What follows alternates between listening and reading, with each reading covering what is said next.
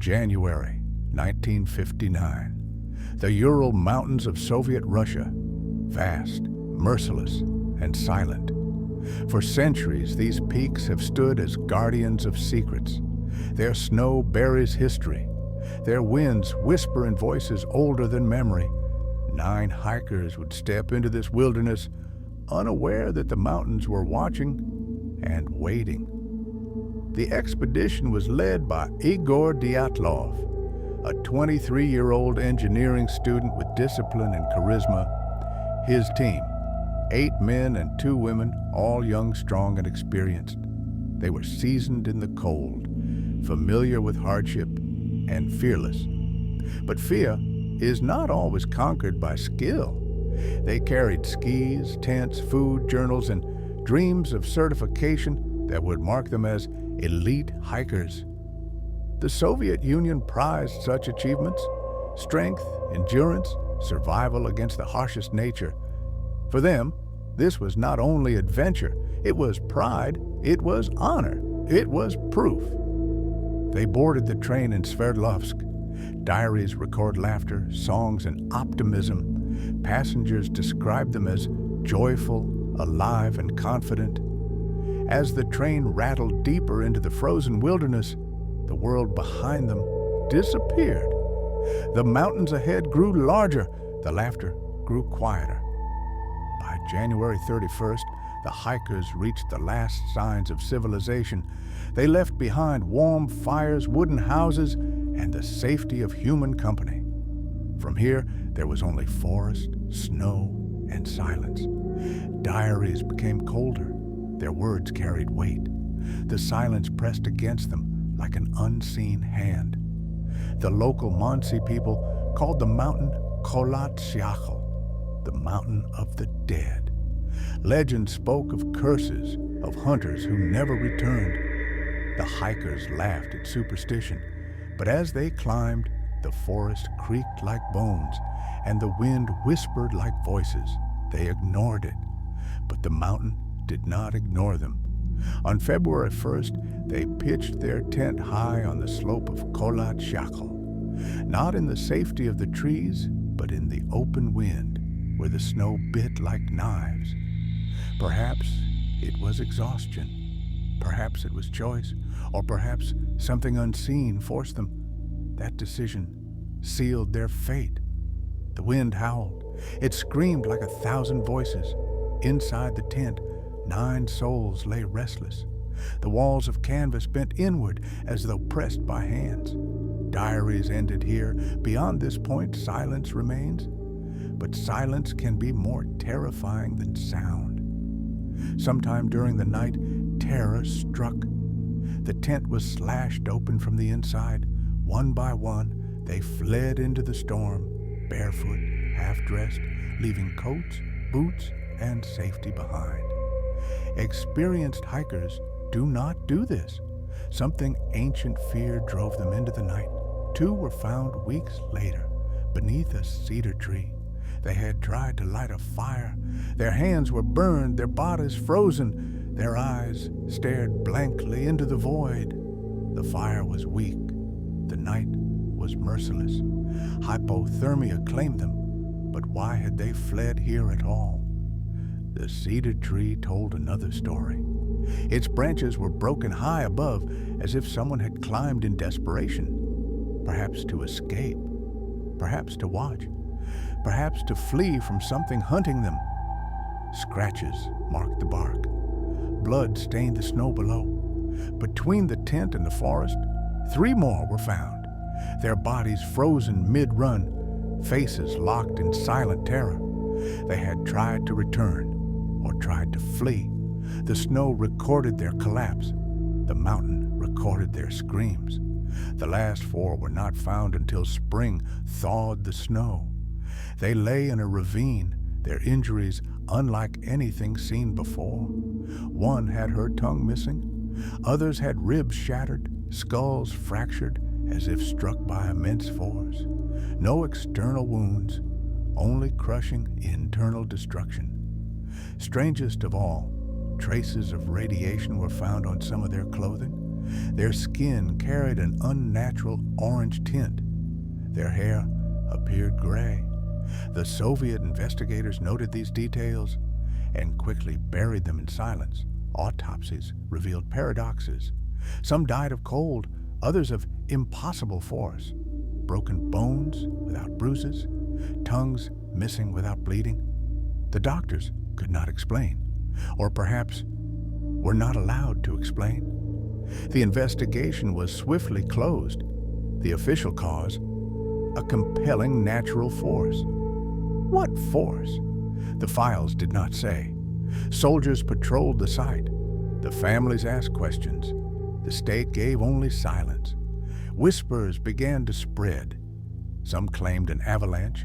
Others claimed secret Soviet weapons. Some spoke of UFOs, bright lights in the sky, strange orbs seen in the mountains.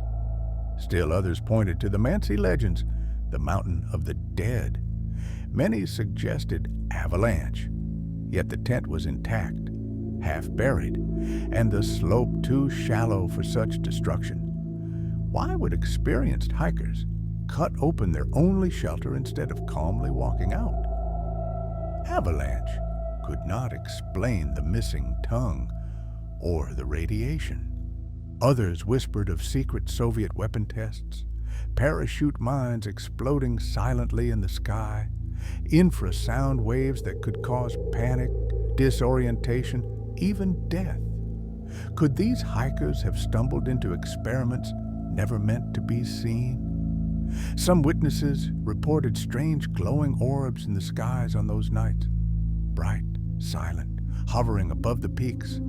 Were they Soviet weapons or something not of this world? The hikers' final photographs show glowing streaks in the dark sky, frozen forever in mystery. The Mansi people warned of spirits on the mountain, of curses placed upon trespassers, of voices in the wind that call hikers into the snow, legends dismissed as superstition, until 9 strong souls vanished in terror. One body was missing her tongue, torn out, yet with no blood. Some claimed animals, others claimed something far worse. A scream silenced forever, ripped from the mouth by something not human. 2 hikers had ribs and skulls shattered with the force of a car crash, yet no wounds, no bruises, as if the very pressure of the mountain itself had crushed them. How could such injuries exist in the silence of the snow? The radiation remains unexplained. Their clothes glowed faintly under instruments. Why would hikers in the wilderness, far from reactors, carry the trace of something deadly? Was it fallout, or was it something carried by the sky itself? Witnesses were silenced. Files were sealed. The truth buried beneath snow and bureaucracy. Families were told never to ask again. For the Soviet Union, the Dyatlov Pass incident was not a tragedy.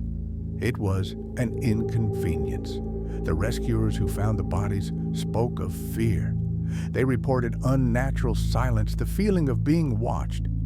Some became ill. Some refused to ever return. They whispered that the mountain did not want them there. The diaries ended abruptly. Their last words were ordinary. Plans for food, notes on weather, no sign of madness, no sign of panic. Whatever happened, happened suddenly, violently, and without warning. The tent still lies in memory, slashed from within, gear untouched, boots left behind, an image of chaos frozen in time. Why did they not use their coats? Why did they cut the only barrier between them and the storm? The tent whispers no answers. Some of the bodies were described with skin tints of orange and brown. Their hair appeared gray, though they were young. Radiation? Decay? Or something the mountain left as a mark upon them? In the Soviet Union, silence was law. Officially, they froze. Unofficially, whispers spread across Russia. 9 strong lives ended without reason. Files closed, families silenced, but the mountain remembers. Modern science returned decades later. Some claimed avalanche once more. Computer models explained some of it, but still, the bodies told stories that the snow could not. Still, the terror remained unexplainable. One theory spoke of infrasound, low frequencies caused by wind that can induce panic, confusion, even death. Did the mountains sing them to madness? Did sound alone drive them barefoot into the storm? Secret documents hint at parachute mines tested in the Urals, silent explosions that crush bones without breaking skin. Could these 9 have stumbled upon something never meant to be seen? Witnesses saw glowing orbs. Was it light or fire from the sky? A car crashes force inside the snow. A tongue missing. Radiation. 9 lives cut short. And silence thicker than the snow itself. No single theory explains it all. No human reason untangles the mountain's design. The Dyatlov Pass remains cursed. Hikers who pass speak of whispers, of eyes in the storm, of footprints that appear beside their own. The mountain is never quiet. It remembers. Why slash the tent? Why flee barefoot? Why broken bones without bruises? Why tongues missing? Why radiation? Decades have passed, yet each answer births another question. The truth lies buried beneath snow, silence, and shadow. The files remained classified for years. When released, much was missing. Pages torn, photos gone, notes erased, the truth redacted, as if the mountain's secret was too dangerous for the world to know. Locals say the 9 still walk there, shadows moving against the wind, cries carried by the snow. The Dyatlov Pass has become a tomb without graves, a place where the lost never truly rest. Today, it is called the Dyatlov Pass, in honor of the leader who never returned, a name written in frost, in fear, and in blood. A reminder that some mysteries are never meant to be solved. The wind still howls across Kolatsyakl. The mountain of the dead still waits. And if you stand there long enough, the storm will whisper their names. The Dyatlov 9, lost to history, claimed by the mountain forever.